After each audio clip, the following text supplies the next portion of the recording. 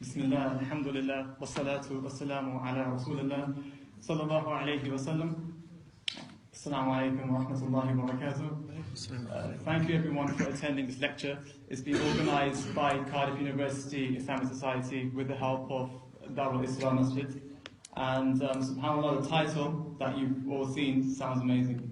It's Hearts on Fire, How the Companions Changed the World. And likewise, we're very fortunate to have the speaker today as well. SubhanAllah, I'll introduce him very shortly. He's come from a very far distance to be with us today. So to give a short introduction, actually it's quite a long introduction, but I think he deserved it of it. He was born and raised in Greenville, South Carolina, in a very conservative Christian home. In his early teens, he became heavily involved in the church near his home, and in Young Life, a non-denominational youth-oriented organization, with the intention of becoming involved in the ministry of teaching and preaching. He intended to enroll in Bob Jones University, a world-renowned Bible college in his hometown, upon graduating high school. But in the summer of 1996, his life changed. Upon studying the Bible from cover to cover and realizing many things askew, and a lot of what he believed his entire life was not in line with what his research found. Thus he left Christianity and went in search of the truth. After many twists and turns, ups and downs, and after looking at many world religions, searching for the tangible proof of the right way of life, he encountered a Muslim and was given a Quran. After reading the Quran cover to cover, he accepted Islam in the winter of 1998. So Joshua Evans, he currently works as a full-time lecturer and caller to Islam, as well as teaching workshops that have taken him across the globe. He's the founder of the co-founder of 2 Islamic television stations in North America, as well as appearing on many other Islamic stations around the world. He studied under numerous teachers and scholars in the various sciences of Islam and is a psychology major. He is currently studying under Sheikh Walid al-Manasi, one of the world's foremost scholars in the Quran and his various sciences.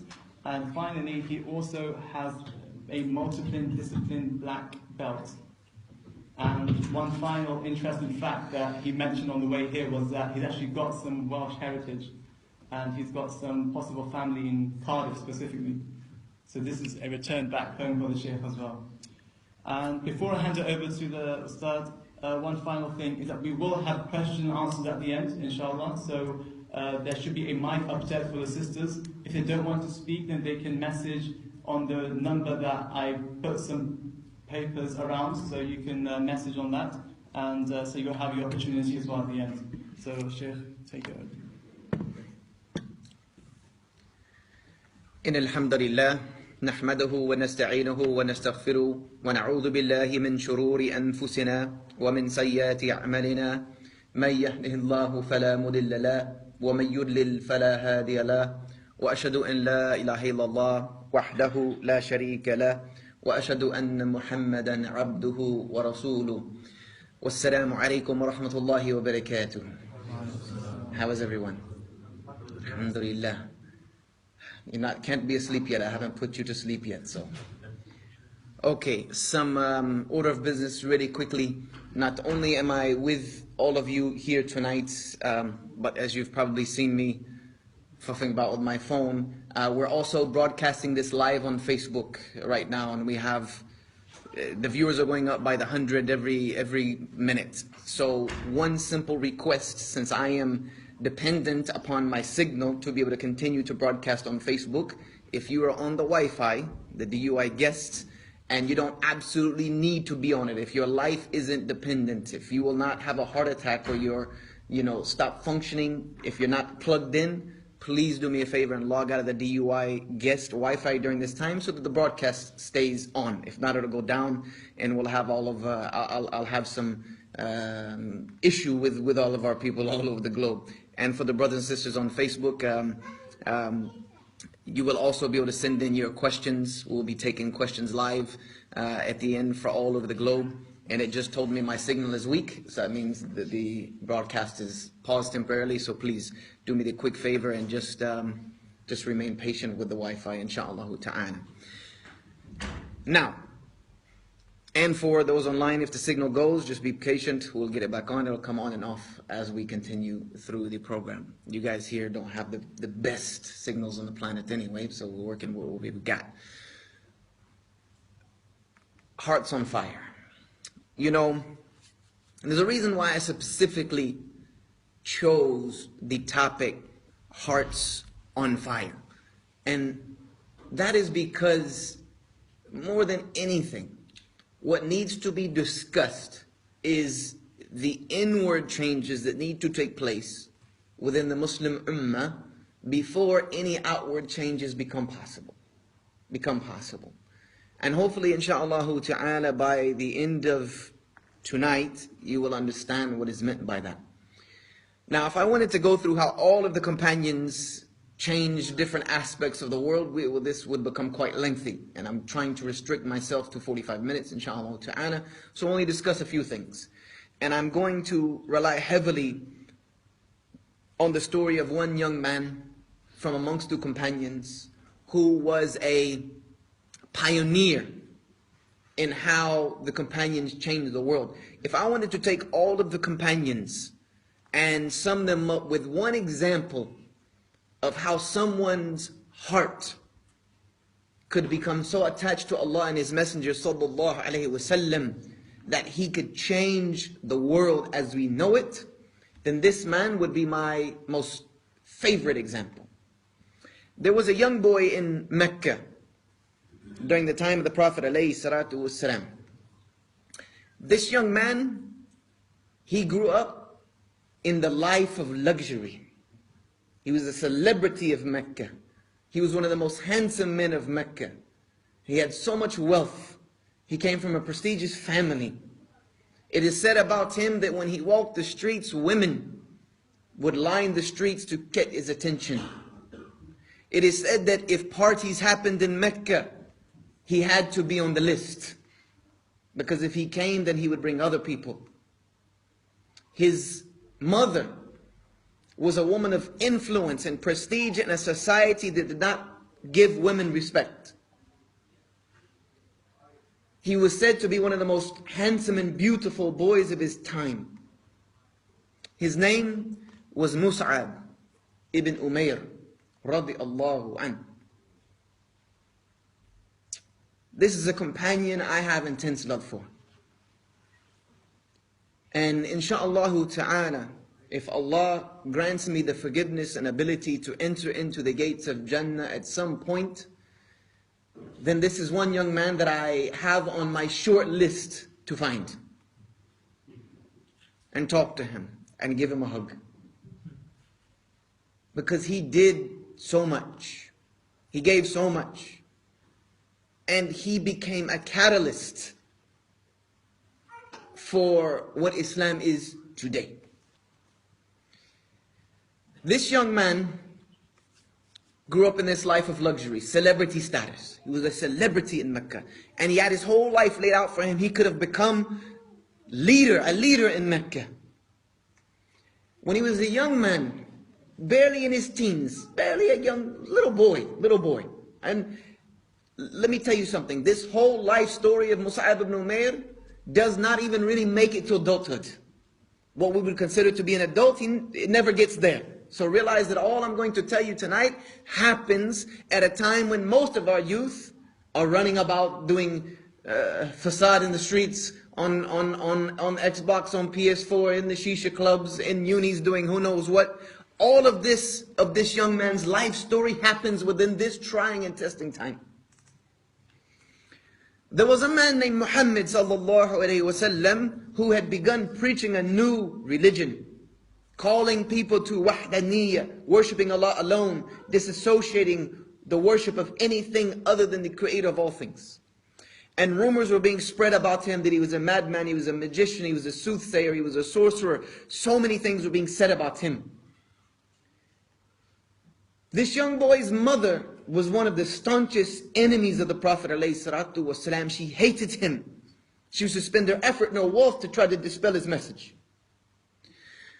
When Mus'ab ibn Umair got word that Muhammad ﷺ was preaching a new message and he was this, that, and the third, Mus'ab ibn Umair also remembered that this was the same man whom is referred to as Al-Amin. This is the same man who was known as one of the most honest, righteous, upright people in Mecca. So when these words came to him, he didn't jump on the bandwagon and say, yes, I agree with all this. No, he said, I'm not going to judge without having spoken to him myself. And this was at a time when the Prophet ﷺ had no outward mission. He was in hiding, they were in secret. He was meeting his very few companions and believers in a house known as Dar Arqam, the house of Arqam. This is where they used to meet. So Mus'ab found out that this is where the Prophet ﷺ was teaching. So he went one night and he knocked on the door. And someone said, O Messenger of Allah, sallallahu alaihi wasallam, it's Mus'ab ibn Umair. Because everyone knew that Mus'ab's mother was a staunch enemy to Islam. So they were like, do you want us to let this guy in? And the Prophet was happy, he was pleased. He said, yes, let him in.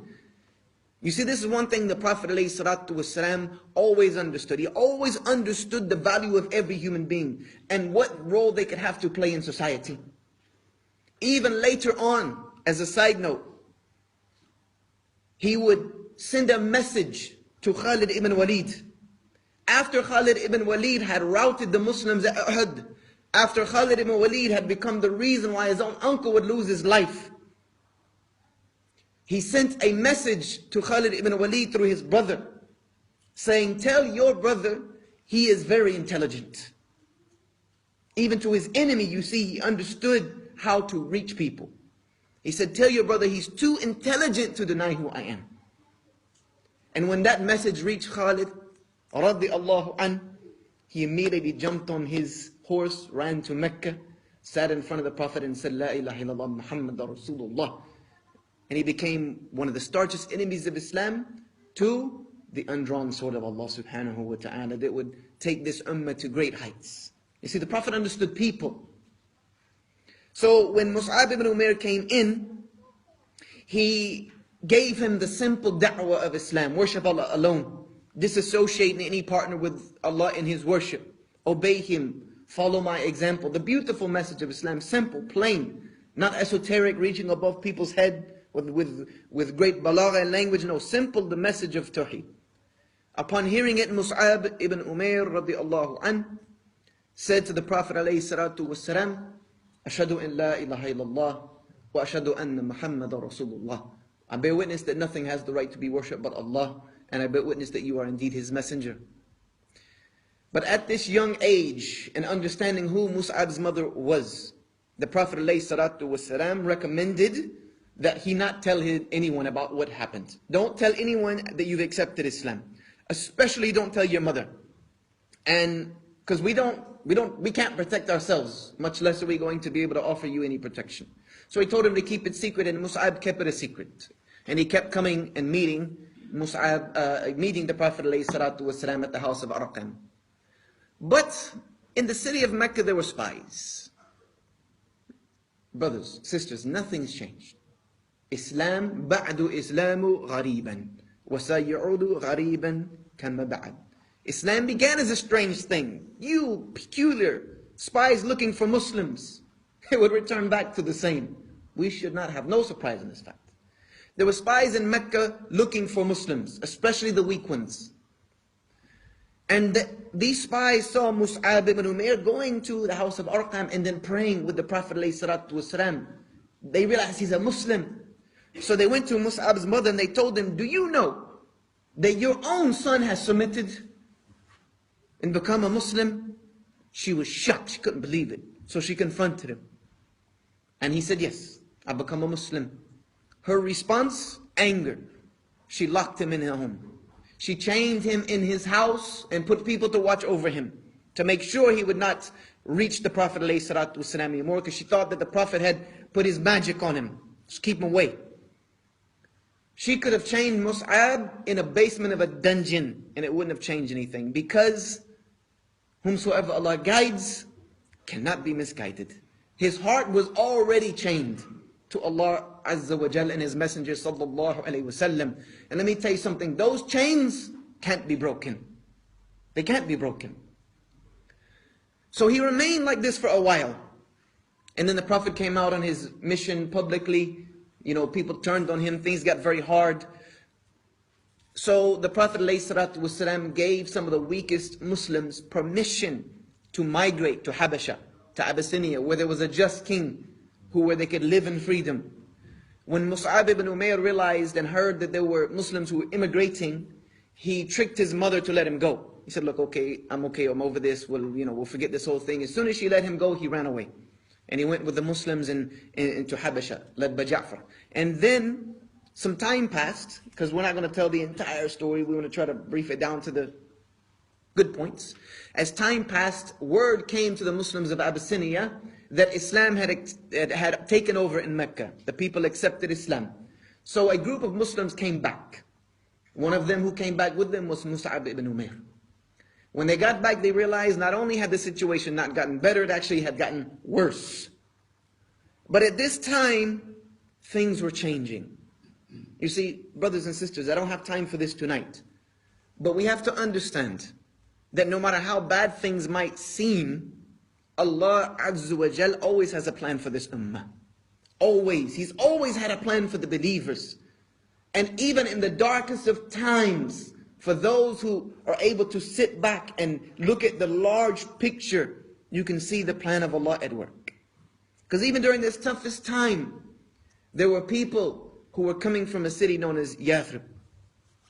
They had been in war for a long time. They had heard about this man Muhammad ﷺ, who was bringing peace between people and was preaching this new religion of worshipping one Allah alone. So they met with him on two separate occasions. Very few of them first, and then larger group of them second. And they accepted Islam, pledged their support to the Prophet ﷺ, and they asked him to come with them. Come with them to Yathrib. But he said, I cannot. Because Allah has not given me the permission to do so. So they requested that the Prophet send someone with them. Send someone with us, they can teach us Islam. So the Prophet ﷺ chose someone to send. Now, who was a Muslim at this time? Abu Bakr was a Muslim at this time. Some of the senior of the companions. Abdurrahman ibn Auf was a Muslim at this time. Ali ibn Abi Talib radiallahu anhu was a Muslim at this time. Some of the senior companions in knowledge were Muslim at this time. But when the Prophet ﷺ thought about his companions, he chose Mus'ab ibn Umair, this young boy, still in his teenage years. He chose Mus'ab ibn Umair and sent him with them to Yathrib. You see, the Prophet ﷺ was a visionary. He was not a here and now guy. He was a visionary. And this is what this ummah needs, visionaries. People that can see beyond tomorrow and next week. People who see the big picture. He sent Mus'ab ibn Umair to Yathrib.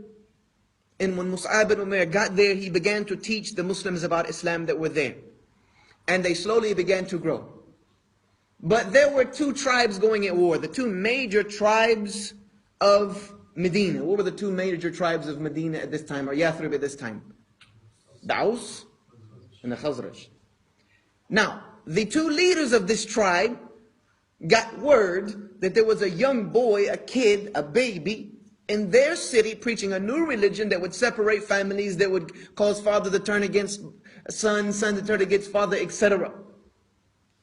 And they were infuriated. Anybody know the leader of these two tribes' name? One of them was Sa'ad ibn Mu'adh. And the other one was? Bali? Sa'ad ibn Ubadah. They were both Sa'ads.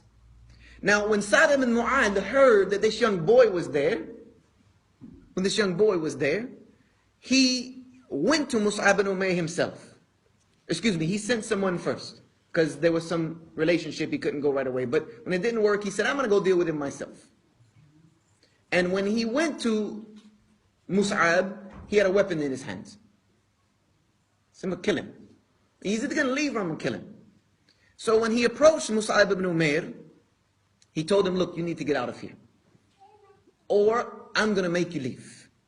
Now, look at how Mus'ab dealt with him. This should be all examples for us. Did Mus'ab jump up and say, bring it? You know what I mean? Come at me, bro. You know what I mean? No, he didn't say that. He looked at him and he said, you're a wise man. You're a leader of your people. You're intelligent. You see? It's the wisdom. The wisdom. You're intelligent, you're wise. So you should be able to listen to me, discern whether what I'm saying is good or not, choose to accept it or reject it, and if you reject it, I won't bother you or your people. You see, this is the attitude of the believer, the firmness of understanding that the message we have is more powerful than their weapons. And Allah can guide whomever He pleases. Our job is simply to deliver that message, not to respond to every hatred and bigotry with the like. They're not our teachers. These idiots that are out there spreading Islamophobia, spreading violence against Muslims, they don't teach us. They're not our teachers. They're not our teachers. So Sa'd ibn Mu'adh said, okay, yeah, he's right. He said, I'm going to listen. So he listened to the simple message of Islam. After hearing it, he responded, La ilaha illallah Muhammadur Rasulullah. Accepted Islam and went back and called his tribe. And they began to enter into Islam, one after another. Then the leader of the other tribe, he said, out of jealousy, that if he's good enough to be a Muslim, he's not better than me. I'm going to go be a Muslim and he'd be a better one than him. Competition. So he accepted Islam. And then Islam began to take over in Yathrib. Let me tell you something about Sa'd ibn Mu'adh real quick as a side note. I want to show you what fruits are born from all of this.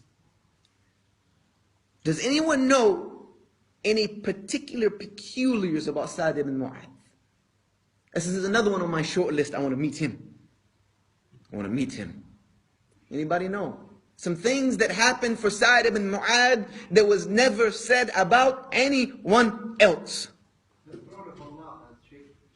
When he died during the battle of Ahzab, he was wounded in some skirmishes and he died, and the Prophet was at his bedside and cried when he died. And he said, today the throne of Allah has shook because of the death of Sa'd ibn Mu'adh. Subhanallah. The throne of Allah shook at the death of a man who came to Islam from the da'wah of a young boy. Allah loves Sa'd ibn Mu'adh so much. Not only that, but the Prophet ﷺ said that the grave squeezes every one of us. And if it would have excluded one person on this planet from being squeezed, it would have excluded Sa'd ibn Mu'adh. But it will squeeze him gently and then let him go. He'll receive the least of that squeeze. This is why these people changed the world. You see, it wasn't that they were so powerful physically. It wasn't that they had the best armies or the best technology. It was because they were attached to Allah and Allah loved them. Allah loved them. There was another man who came to Islam because of Mus'ab ibn Umair. His name was Usayd ibn Hudayr radiallahu anhu. Anybody know anything peculiar about this man, Ibn Hudayr? What did the Prophet ﷺ say about him? He said that his qiraat, his recitation of the Quran, was so beautiful that angels used to leave the heavens and come sit next to him and listen to him recite. Allahu Akbar. You want to know why these people changed the world? This is why. This is why. So, once Islam began to overtake in Yathrib, the Prophet ﷺ was finally given permission by Allah subhanahu wa ta'ala.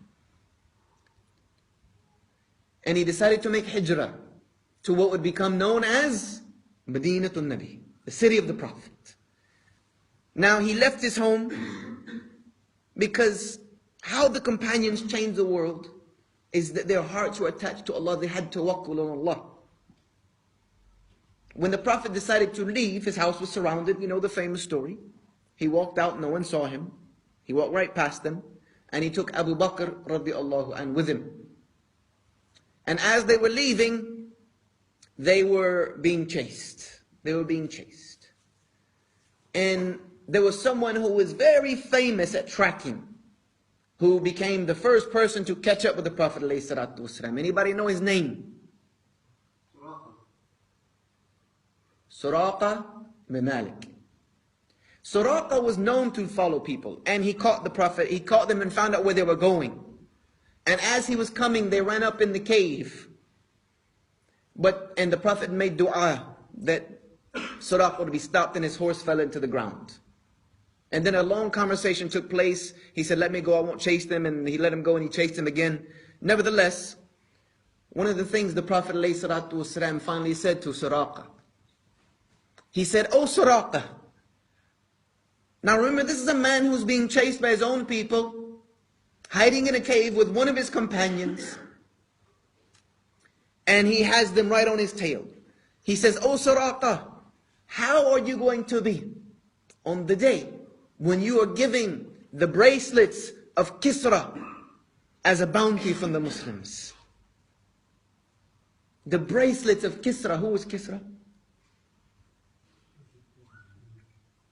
Who was Kisra? The emperor of Persia. One of the greatest nations to ever be known in history. This man who's hiding in this cave is now telling Suraqa, how will you be when we conquer Persia and the bracelets of the Kisra are given to you as a gift from the Muslims? Now Suraqa is thinking to himself, this man is out of his mind. He's certainly lost it. Certainly lost it. You see, the Prophet was a visionary. He believed in himself. He believed in the promise of Allah. And what would come to happen during the time of the Khilafah of Umar? The Muslims would conquer Persia. And then the bounty would be brought into the Khilafah. And Umar would be going through it. And he would find in it the bracelets of Kisra, and he began to cry. And he called and he said, someone bring Suraqa to me, because Suraqa had accepted Islam. He said, someone bring Suraqa to me. Suraqa was brought and he was put on those bracelets, and Suraqa began to cry. Remembering the day when he was chasing the Prophet with intent to kill him. And now he's being handed by another man who also intended to kill the Prophet with his own hands the bracelets of one of the greatest emperors that the world has ever known. You see, this is how they changed the world. It wasn't because they were powerful physically. Their hearts were powerful. Because once the Meccans caught up with the Prophet and Abu Bakr in this cave, they traced them there. And if any of you have ever been to this cave, you will know it's no hiding place. You could hide over there in that corner better. And as they came close, Abu Bakr said, Ya Rasulullah, if they look at their feet, that night while Ali radiallahu anh was sleeping in the bed of the Prophet to disguise the Prophet's leaving, he said about that night, made it to Yathrib, which would become known as Madinatul Nabi. Islam began to spread amongst those people. Battles took place. The Battle of Badr took place when the Muslims attempted to get back what was theirs. Then in a revenge, the Battle of Uhud took place. During the Battle of Uhud is where we're going to finish our story. During the Battle of Uhud, the Prophet ﷺ, before every battle, he would always choose someone for a special task on that day. And they would be the most special person on the battlefield. Anyone know what that special assignment was? Always. The person who held the flag. The person who held the banner of Tawheed. This was the person whom everybody was after. It was almost a guaranteed death sentence. You're not going to really make it, because everybody's going to be after you. On this day, he called for Mus'ab ibn Umair. Mus'ab ibn Umair came forward. And at this time in his life, the same boy that lived in the labs of luxury, who grew up in decadence, now was the most poor of the companions. He used to wear sackcloths of harsh wool that would make sores on his body. When the companions saw him, they would cry, because they remember who he was. Now, the only things he had in this life were his love for Allah and his Messenger sallallahu alaihi wasallam.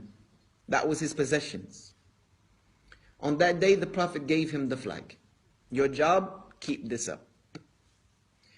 And we all know the story that took place.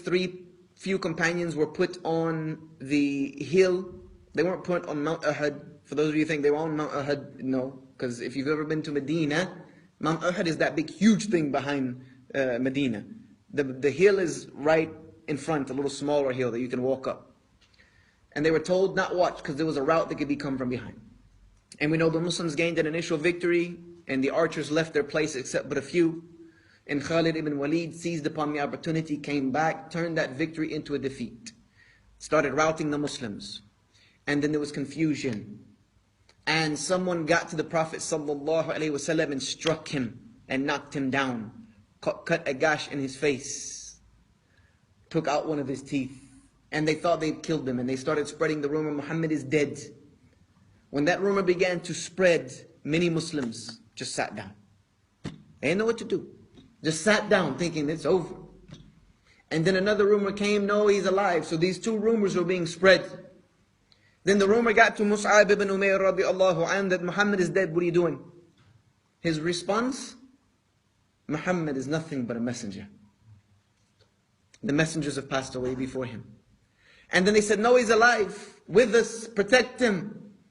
So what did Mus'ab ibn Umayr do? He jumped in the front of the lines and started to draw attention to himself. If you want to fight someone, fight me. And someone came and struck off the arm that was holding the flag in his hand.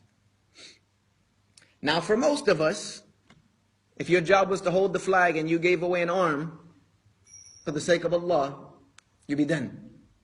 Yeah? Most of us, we tap out. I've lost an arm, it's time for a medic. I need some help.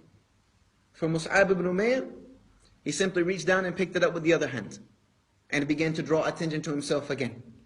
Saying, if you want to fight with someone, fight me. So that the Prophet ﷺ could escape safely.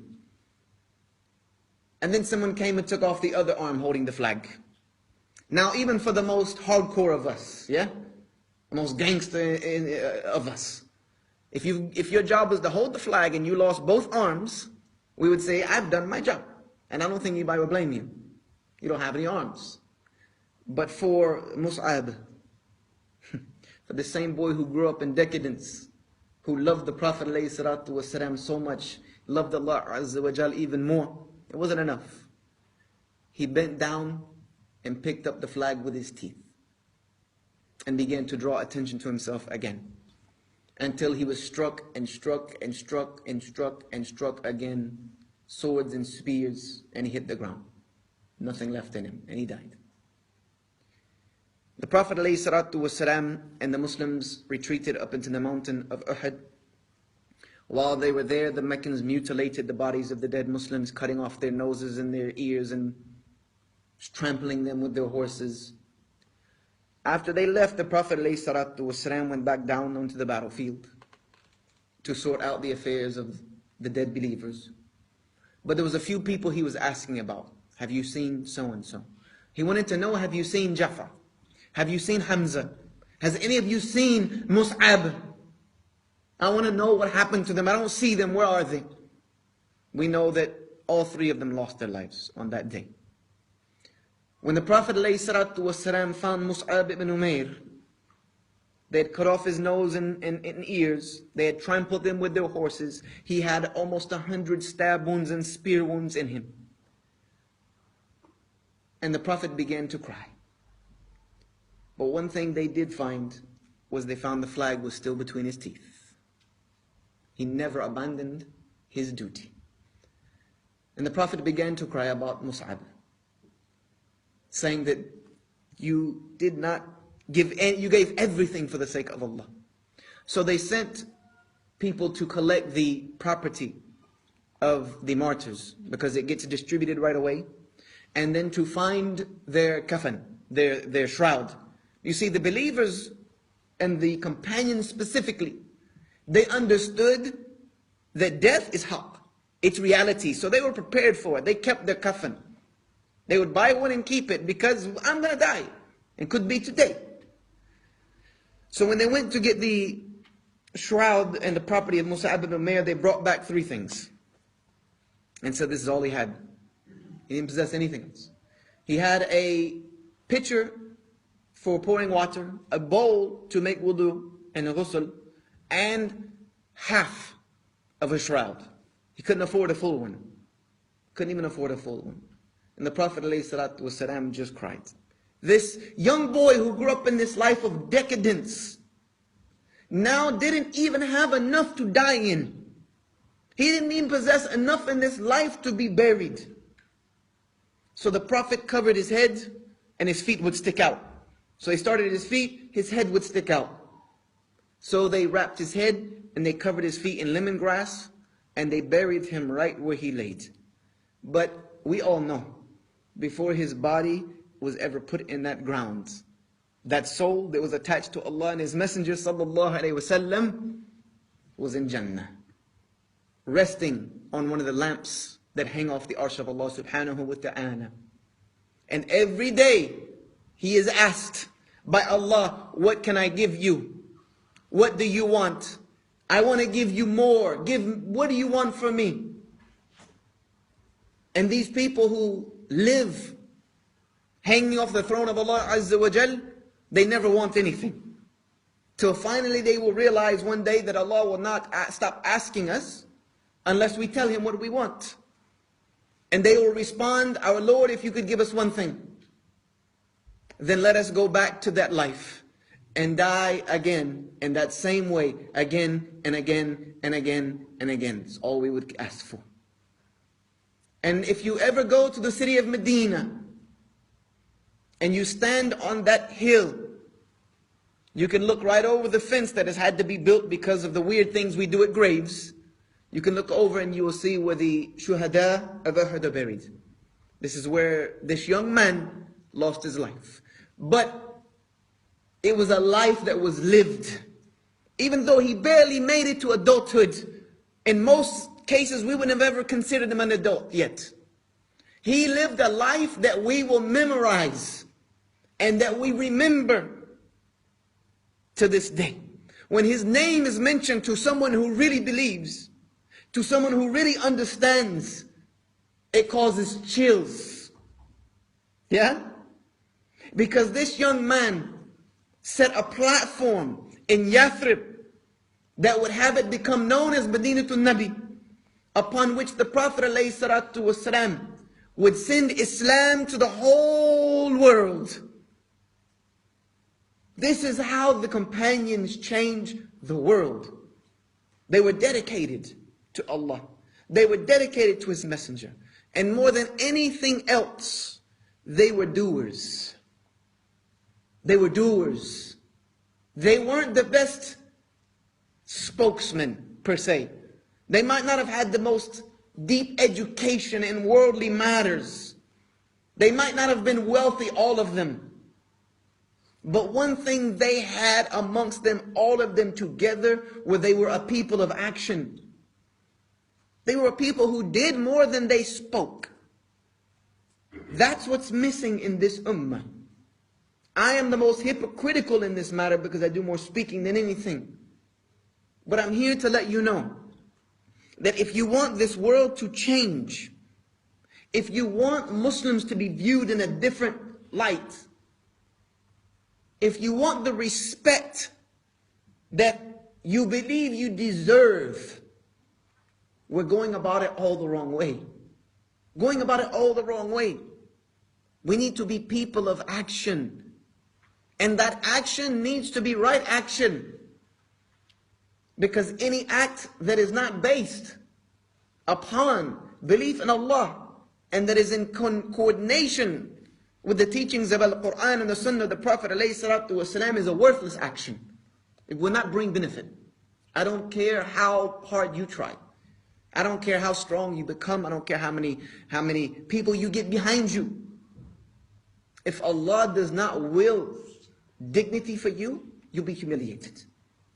If Allah does not will respect and honor for you, you will never find it. La hawla wa la quwwata illa billah. There is no power, there is no strength or ability or capability or movement except if Allah permits it. So do whatever you want. You can do whatever you want. But know that only the things that will be beneficial are the things which are pleasing to Allah. Our Prophet ﷺ, when he began his mission of da'wah in Mecca, openly, publicly, his very first statement to his people in Mecca was what? He stood on a hilltop in Mecca and he said, "You know me." He called upon his own character that you know me. You know who I am. And if I were to tell you that there was an army coming on the other side of this hill, would you believe me? What did they say? Yes, we would believe you. You are Al-Amin. You see, he stood on a platform that he had already created for himself through his character. Now we want to come out of the woodwork. Yeah? Islamophobia becomes rampant. Now we come out of the woodwork. And we want to speak up that Islam is a beautiful religion. We're here for peace. We're here to do this. Wait a minute. Where have you been at? I don't know you. You live next to me. How long? And I don't know you. See, the Prophet was known. So then he called them to Tawheed. Called them to Tawheed. He based it on the platform of who he was. This was the lifestyle of the companions of the Prophet ﷺ. Their actions spoke. At 3 million. And how long have Muslims been a recognizable community in the UK? Almost 100 years? Right? No? How long? 70 years. 2 generations. We'll say 2 generations. 2 generations. 2 generations. So there's been 2 generations of Muslims on this rock in the middle of the ocean. There's almost 3 million of you here now. If a vote was taken tomorrow across the entire United Kingdom, and this vote would become binding according to majority, and it was a majority turnout, most of the people, 99% of the people of the UK voted on this referendum. And the vote was, should Muslims be allowed to remain in the United Kingdom, or should they be given 30 days to pack their bags and leave and go wherever they want, but get off of this island? And that vote was taken tomorrow. What do you think would be your result? Be honest with yourself. You'd be packing your bags. You would be packing your bags, and if you don't believe me, you're living in a fool's paradise. America probably the same way. Canada probably the same way. Australia probably the same way. And we want to continue to blame them. And blame the media. Who should we be blaming after 2 generations? Us. You mean to tell me there's almost 3 million of you on this island and they still hate you? And they still hate you. That media coverage is bigger than your actions. That's why they hate you. The propaganda against you is greater than anything you're doing out there to change society. That's why they don't like you. Let me be clear with you, that's why they don't like you. It's the same in America, it's the same in Canada, it's the same in Australia. It's the same anywhere Muslims are a minority today and they're being targeted. And in Muslim majority countries, it's because we've lost the connection with Allah. Is there, let me ask you a few questions before we close. Is there a poverty problem in Cardiff and in the UK as a whole? Is there a poverty problem? Yes or no? Yes, there is. Where are we? Where are we? We're quick to jump when tragedies happen overseas. There's nothing wrong with that. There's nothing wrong with that. But if you are not as active in the community which you live, and you place your head at night, and you raise your children, and you have your businesses, and you go to school, if you're not as active trying to help that society, then there is a flawed methodology about your religion. You have a flawed understanding of who you are. Let me tell you. Is there a homeless problem in Cardiff and in Greater United Kingdom? Are there homeless people? Tons of them. I see them all the time. Where are we? Where are we? Is there a spousal abuse problem in the United Kingdom? Where are we? Is there a drug problem in the United Kingdom? Where are we? Is there an alcohol problem in the United Kingdom? Where are we? Where are we? What are we doing? 3 million of you, and there's still poor people. There's still hungry people going to bed in Cardiff tonight, while you go to bed in your nice warm home, nice comfortable bed, fridge stacked, bank account full. The Prophet ﷺ said, anyone who goes to bed at night while their neighbor is hungry, he's not from us. You're not one of us. You're not like us. Yeah, that's why they don't like you, and that's why they would vote you out tomorrow. Because they don't see the positive change. And yes, people may say, oh, we're doing things. Yeah, you're doing, but it's a drop in the bucket. If there's 3 million of you, it's a drop in the bucket, trust me. It's not on the level of what you could be doing. That's the reason why they say, oh, well, there's Christian terrorists, but they're not, they're not trying to ready to kick them out. No, because they're involved in the society with positive change. When you find soup kitchens, they're there. When you find homeless shelters, they're there. When you find drug addiction programs, they're there. And they don't have any religious edicts commanding them to do this. They just do it. And here we are with a book from Allah and a sunnah from His Messenger sallallahu alaihi wasallam. And we run around and tell people we have the solution to the world's problems, but we're not even making the neighborhood we live in better. That's what's the problem. You cannot say that your religion has solutions to make the world a better place, and the very place upon which you're living does not see any positive influence from you. And if you continue like that, you will find yourself living in a place where you're not welcomed. And it's already happening. It's already happening. You're going to blame them for that. It's their fault. No, it's your fault. It's our fault. We have to accept blame. Ya ayyuhalladhina amanu ittaqullaha wa qulu qawlan sadida. Oh, you believe, fear Allah and speak the truth. That's the reality. We owe an apology to our society. And not the apologies for something anybody else is doing.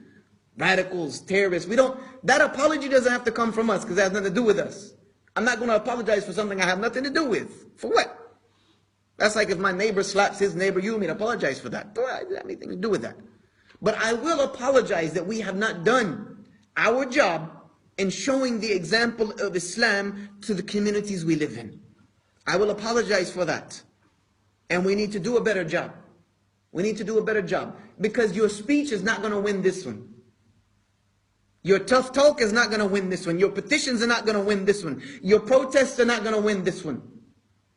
Your actions can change things though. Because you can say what you want to say. It's too late for words. It's too late for words. Their voices have already drowned that out. But your actions, sincerely for the sake of Allah, to change and better the world in which you live, can produce magnificent results if you trust in Allah. This one little young boy named Mus'ab ibn Umair laid the foundation for a nation that would go on to change the world forever. One young boy laid the foundation for a nation that would go forward and better the world as we know it for eternity. And you're saying you can't do anything. We forget who we are. We forget who we are. Lastly, how many of you brothers in here are from the subcontinent? Where are my Asians at? Raise your hand. Where my Asians at? Come on, man. You guys are proud. Where my Asians at? Yeah? Anybody know the name of the 17-year-old boy who took Islam to your part of the world? Muhammad ibn Qasim. What was he also known as? Muhammad ibn Qasim al-Thaqafi. What does al-Thaqafi mean? What did that even mean? He was from the people of Ta'if. He was from the tribe of people whom the Prophet ﷺ, on the day when the people of Ta'if rejected him, on the day when the people of Ta'if beat him out of the city, on the day when Angel Jibreel ﷺ came to him with the angel of the mountains and told him that Allah had given him permission to take revenge. For those who like to say that our Prophet ﷺ was bloodthirsty, history proves them wrong. But we don't know our own history, so that's the problem. The angel came and said, Ya Rasulullah, Allah has given permission for you to take revenge on this day. If you wish, I will take the mountains surrounding these cities of Mecca and Taif and I'll push them together and destroy them for what they've done to you. Had that been you or I, Hasbi Allah wa ni'mal wakil. Allahul Musta'an, that's all that would have helped those people. Because you and I, someone takes your parking spot, oh, it's on. War. War. Someone cuts in front of you in the queue, drama. I know, I've seen it. I've seen it. I watched it not long ago when you guys Black Friday. Y'all thought you were better than us. You're chasing right behind us with that. Nuts. So we would have killed all of we might have destroyed the world. We might have killed everybody. But you see, this is us. But our Prophet ﷺ was rahmatul lil alameen. He was a mercy to mankind. So what did he say? No. I was not sent to destroy but to guide. And even if someone from amongst those people later on in their genealogy comes out of them and says, La ilaha illallah, then that will be sufficient for me. Not only did the people of Taif accept Islam in his lifetime, and he saw the idols come down, but after him would become this young boy, Muhammad ibn Qasim al-Thaqafi, at the age of 17, would take Islam to one of the most populated parts of the world today for Muslims. You see, these young men change things. How many Muslims are there in China? Anyone know? I know I said last thing, but I don't want to leave here without this being so implanted in here that you have nothing but to do something about it. That's my goal. How many Muslims in China? 100 million. Over 100 million. Allahu Akbar. Over 100 million Muslims in China. How did they become Muslim? It was two Muslims. A very long time ago, over 1,000 years ago, two Muslims from the Arabian Peninsula decided, we're going to go that way. That way. And we're going to keep going that way till we can't go that way anymore. And when we get there, we're going to call those people to Islam. Going through the Mongol Empire, going through some of those treacherous parts of terrain in this world. They didn't take a bus or a car or a train. No. On animals. Walking. And they went all the way to Beijing. Beijing is not on the interior of China in Middle Asia. Beijing is on the coast. And there is still a masjid there that these two men established. And in the courtyard of the masjid, they're buried. You see, this is how the companions and our Salaf changed the world. They got out and they participated. They put some work in. Half of us, we wouldn't even drive to London for almost anything. That's like taking a trip to the moon. Driving all the way to London. For the sake of Allah, for anything. But these men, they were different. These people were different. And until this changes, until this heart changes, nothing's going to change. You can change all the leaders of the world you want. You can replace them with anybody you want. Nothing will change. I watched it with my own two eyes in Egypt. I was there 2011, 2012. And what has changed? What's changed in Egypt? All that revolt, all those deaths, changing leader after leader. What's different in Egypt now? Nothing. It's worse. It's worse. I was there in 2007 and I was there in 2011. It's worse. Why? Because Allah is not going to change the condition of a people till they change what is within themselves. It's a promise from Allah. It's a promise from Allah. So we need to start working on us. We need to start taking responsibility for us. We need to start, if you're going to apologize for anything, yeah? And this is what they need to put on the news. If Muslims are going to apologize for anything, it's going to be an apology that we have not shown the true message of Islam. That we have not lived the true message of Islam. That we haven't changed the homeless problem in the UK. That we haven't helped the poverty issue in the UK. That we haven't helped the drug abuse problem in the UK. That we haven't helped the alcohol issue in the UK. That we haven't helped the gambling addiction that is rampant in the UK. If we're going to apologize, we're sorry that we haven't done our job. We'll get better. That's about it. We have to change. Because if the companions could do it, then you can do it. There's no difference between them and you except what was right here. What was right here. This was different about them. We have more technology, we have more advancements, there's more numbers of us, we're stronger in capability, we have so much more. The difference though was this. How many of you in this room are Muslim? And I promise, I swear to you this is the close. How many of you in this room are Muslim? Raise your hand. Raise your hand if you're a Muslim. You should think about something. How many of you were born a Muslim? Alhamdulillah, we have over 1,000 people watching with us online. Born a Muslim. How many of you reverted to Islam later on in life? Is it just me? 2 brothers? Alright. It doesn't matter. What was the first thing that Allah created ever? Al-Qalam. Allah created, there's a lot of wisdom behind this. Allah created the pen before creating anything else. And He commanded that pen, uktub, write. The pen wanted to know, what do you want me to write? Allah said, write everything that will ever happen, ever. The Prophet ﷺ, when he made his Isra wal Miraj, he said the pen has been lifted and the pages have become dry. And that's a book that's with Allah. I want you to know that when that book was being written, Allah commanded that pen to write your name. He commanded that pen to write your name. And next to your name, Allah commanded that pen to write Muslim. What had you done? 50,000 years before creation. What had you done? When Allah was writing my story, Allah wrote in that book that is with Him in December of 1998, guide him to Islam. What had I done? Nothing. Your hidayah is a gift given to you by Allah freely. You didn't do anything to deserve it. You didn't do anything to get it. And at any moment Allah can take it. Be grateful. Be grateful for that gift and do something with your life. Make your life meaningful. Make your life worth living.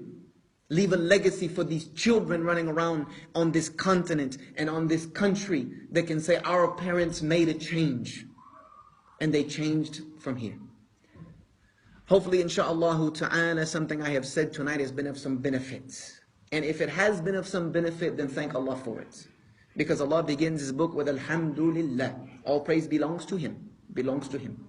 And if I have made mistakes or errors, which I'm apt to do, and I guarantee you I did because I'm a human being, and I'm on a crazy time schedule, my brain is fried. But forgive me for it and correct me.